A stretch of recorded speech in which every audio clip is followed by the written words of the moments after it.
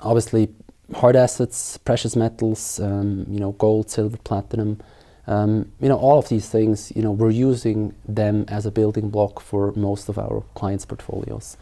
And we're really looking, at the investments in this area as a risk hedge, an insurance premium, if you will. We definitely think it makes a lot of sense, especially the changes we're seeing in the global economy, the behavior we see among pretty much all of the central banks out there. There's been a lot of money printing over the past 2 decades. I think there continues to be a lot of money printing down the road.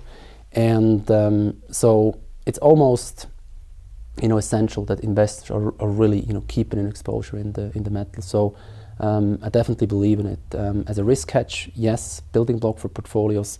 Absolutely yes. I think what it ultimately comes down to is what kind of gold exposure do you have? Is it really the gold bar that you're holding in your hand, or are you holding some kind of a gold ETF in a portfolio in the US?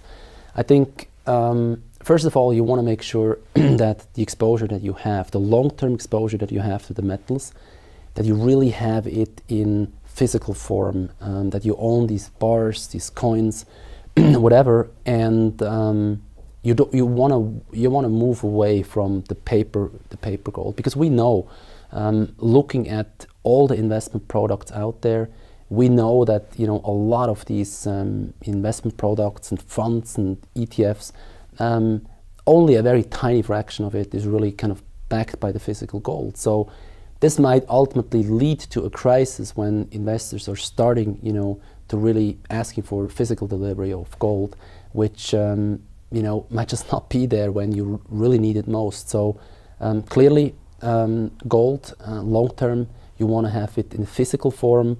You want to have it in allocated form, maybe even in a storage box, outside of your country. But you absolutely need the physical gold exposure. That's for sure. Yeah.